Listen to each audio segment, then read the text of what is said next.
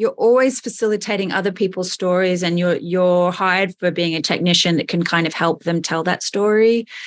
But there's something about kind of becoming a more mature person that I feel like I actually have things I want to say, and I'll bring other people together to tell those stories. And it just feels really holistic to do it, to be honest. I loved this movie so much. I am a big Brontë fan also. So this was particularly exciting to get to do. And, I've read that you also loved Wuthering Heights, Jane Eyre, read them when you were a teenager. And so I was curious, what about her has stayed with you since then, that as you have pursued your own creative outlets and then led you to now making this film and releasing it? I guess for me, it's her authentic voice, that it's so kind of razor sharp, and you feel that when you read Wuthering Heights, and you feel that when you read her poetry.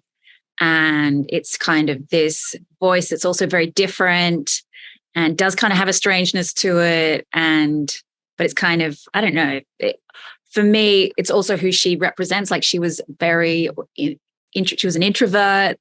I feel it's good to celebrate the introvert. And she was someone who's suffered from social anxiety, which I kind of relate to. And she also had this crazy, big, beautiful imagination. And I guess I wanted to celebrate that as well in this Definitely.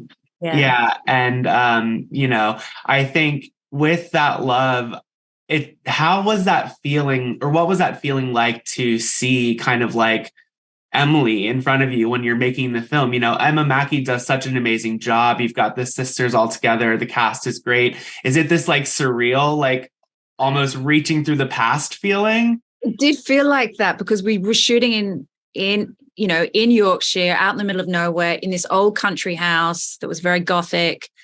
And like, there was moments, and we'd recreated the sofa. There's that sofa in the Brontë parsonage, that dark blue horsehair sofa that she died on. We recreated that, and then we had Emma Mackey lying on it, kind of in her final breath.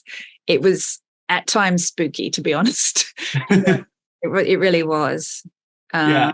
We did have moments like that, and then other moments where it was just kind of hard graft, kind of trying to get there. But yeah, it was pretty cool. And speaking of that spookiness, one of my favorite scenes early in the film is that mask scene. Okay. And I was wondering if you could just talk a little bit about what it was like to film it and the inspiration behind it. Because again, there's almost this meta aspect to it, in that Emily is calling to the ghost of her mother while the film is reaching back through the past to Emily. And so I kind of love that lineage that's there. The mask was a real object that the Brontes had. We don't know what it looked like, but it was given to Patrick and his wife on their wedding night. They never found out who it came from. And I just thought, and he did make the children put it on and speak through it.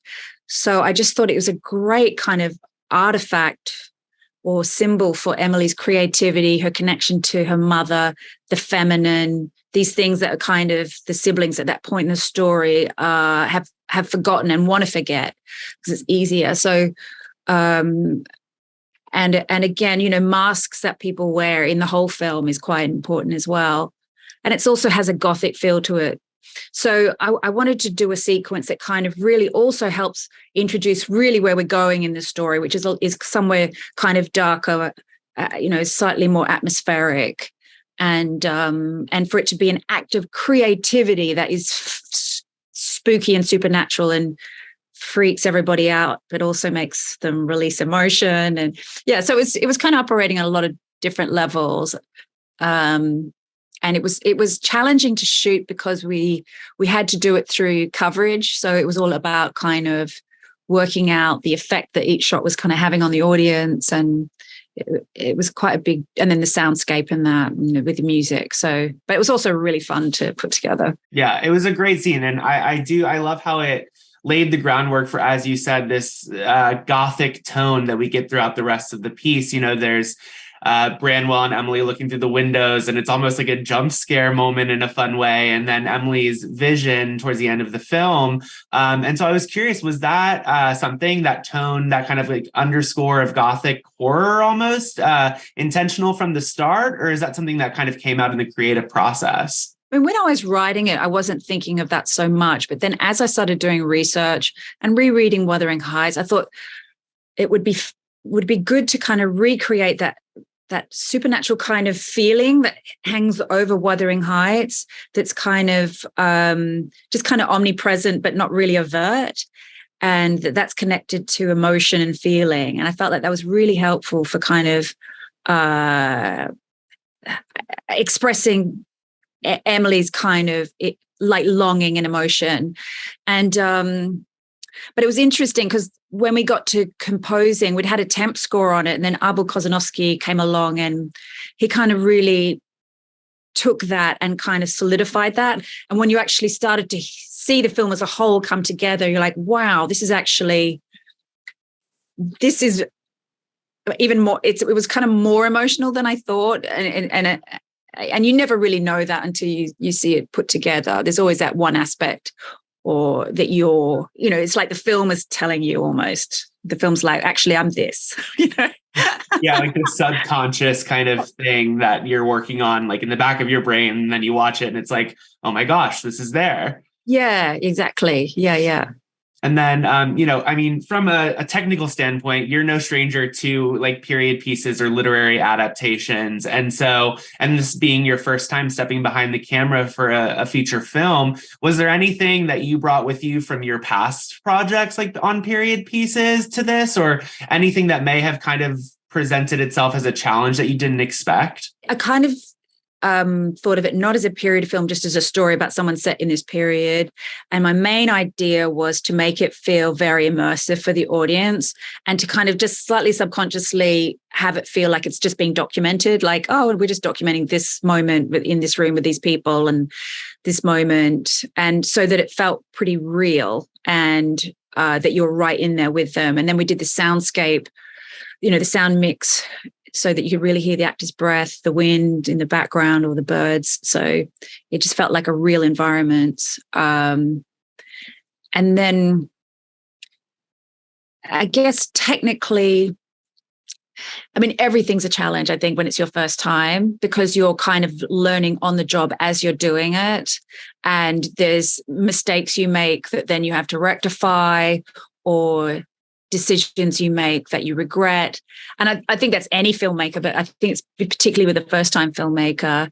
But I really enjoyed it. Like, I really enjoyed the process of it. It's like having a big sandbox that you're just playing in. And I had no idea that the edit would be so fun. And I bet, Emma Mackey is so wonderfully talented. And so I'm sure that made it a little bit easier. But I was curious because, she's still kind of on the rise. She's had the Sex Education, she's got Barbie, but she's still like a rising figure. So I was wondering, was there any like advice or guidance or like transference there between you two, as far as like how you guys crafted the character of Emily and just the experience that you bring as an actress to also being a director? Well, firstly, I tried to give all the actors, and particularly Emma, as much space as they needed to create, because often you just need to be in a space where you're just existing in the space and you can kind of feel it just kinetically yourself.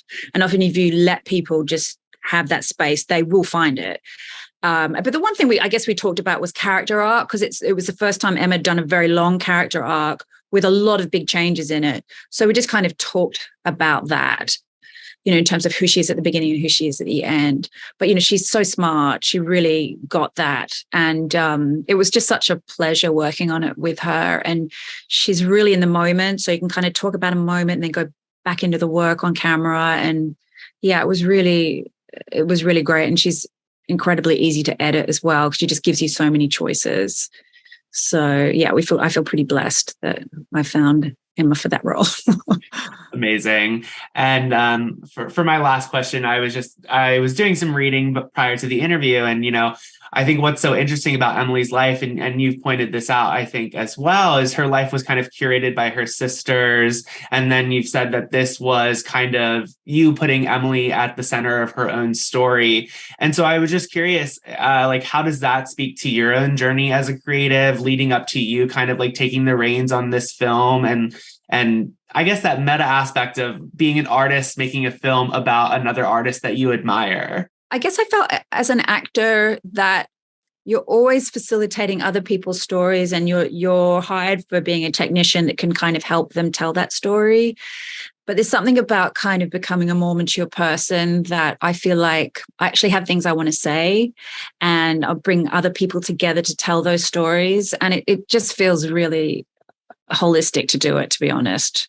And like you say, there is something meta about doing it. And I kind of did it on purpose, about a young woman finding her voice in a way that I feel like I found, without sounding too wanky, but I feel like I found my voice a little bit in this.